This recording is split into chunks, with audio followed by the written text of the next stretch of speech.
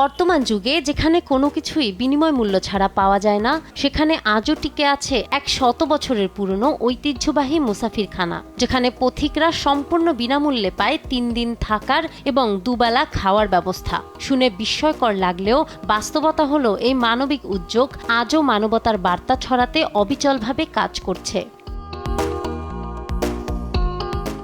জানা যায় 1500 খ্রিস্টাব্দের পর ইরান থেকে হিজরত করে কয়েকজন শাহ বংশের মুরব্বী এদেশে আসেন। পরে তারা নওগাঁর পোরশা উপজেলার এক প্রত্যন্ত স্থানে বসতি গড়েন এবং ইসলাম প্রচারে নিজস্ব অবদান রাখেন। খাদেম মোহাম্মদ শাহ 1908 সালে পথিকদের জন্য মুসাফিরখানা প্রতিষ্ঠা করেন। মাটির ঘরে শুরু হওয়া এই উদ্যোগ পরবর্তীতে ধন্যাঢ্যদের সহযোগিতায় 80 বিঘা জমির মালিকানায় পরিণত হয়, যা আজও মুসাফিরদের থাকা ও খাওয়ার ব্যবস্থা চালায়।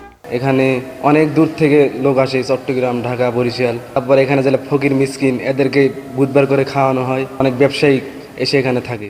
ওর সাথে আসলে ওইভাবে আবাসিক হোটেল ব্যবস্থা এখনো গড়ে ওঠেনি, যার ফলে এইখানে দূর দূরান্ত থেকে যেসব লোকজন আসেন তারা আবাসিক সংকটে ভোগেন। মূলত ওই আবাসিক সংকটটা এবং খাবার ব্যবস্থার যেই অভাব রয়েছে এটাই এই মুসাফিরখানা পূরণ করে থাকে।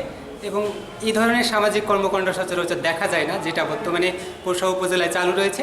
এটা সত্যি আমাদের অনুপ্রাণিত করে। 5 বছর ধরে আমার এখানে খাদিমগিরি আমি করতেছি মানুষের উপকারের জন্যে।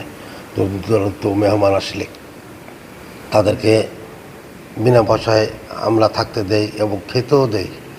খেতে দিতে কোনো টাকা পয়সা নেওয়া হয় না। দোতলা পাকা ভবনটি খানা পরিচালনার প্রধান কেন্দ্র। ভেতরে শিল্প সমৃদ্ধ দেয়াল, মোজাইক করা মেঝে এবং গালিচা বিছানো কক্ষ চোখে পড়ে। মোট 16টি ঘরে একসাথে থাকতে পারেন 50 থেকে 60 জন অতিথি। উত্তর পাশে রয়েছে শান বাঁধানো পুকুরঘাট। মুসাফিররা সর্বোচ্চ 3 দিন থাকার সুযোগ পান। খুবই ইন্টারেস্টেড হয়ে এখানে আসলাম। আসার পরে এখানে দেখলাম সত্যি ভালো। এখানে একটা সুন্দর রাত্রি যাপনের ব্যবস্থা আছে এবং এদের খাবার মানও অনেক ভালো। বাট আমি আসলে জানি না যে বাংলাদেশে এখন এই যে ফ্রিলি এরকম পাওয়া যায়, 3 দিন থাকা যায় এবং খাওয়া যায়। আমি এদের আতিথ্যতায় সত্যি মুগ্ধ। পোরশা এলাকার যারা ধনাঢ্য ব্যক্তি তারা তাদের নিজস্ব ক্রিয়ার থেকে এটা করেছে। আমাদের জন্মের আগে থেকে আমরা এটা শুনেছি, এরপর আমরা এখনো পর্যন্ত দেখে আসছি। প্রতি বুধবার স্থানীয় অসহায় ও দুস্থদের জন্য বিনামূল্যে একবেলা খাবারের আয়োজন করা হয়, যেখানে খাওয়া দাওয়া করে প্রায় 40 থেকে 50 জন।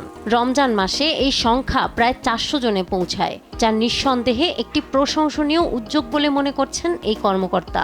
আমরা জেনেছি যে রমজান মাসে সেখানে প্রচুর পরিমাণে মানুষ ইফতার করতে আসে, সেহরি খেতে আসে এবং বিনা পয়সায় তারা থেকে খেয়ে সেখান থেকে চলে যায়। নিঃসন্দেহে এটি প্রশংসনীয় উদ্যোগ। আমরা মনে করি সমাজের অন্যান্য অংশেও এই উদ্যোগের রোল মডেল হিসেবে বিবেচনা করে আরও এই ধরনের ব্যক্তিগত উদ্যোগে তৈরি হবে। আজও শতবর্ষী মুসাফিরখানা পথিকদের ক্লান্তি ঘোচাতে, মানবিকতার বার্তা ছড়াতে অবিচল। একটি জীবন্ত ঐতিহ্য যা সমাজে মানবতার প্রদীপ জ্বালিয়ে রাখছে। নাহার বৃষ্টি, নিউজ ডেস্ক, দেশ টিভি।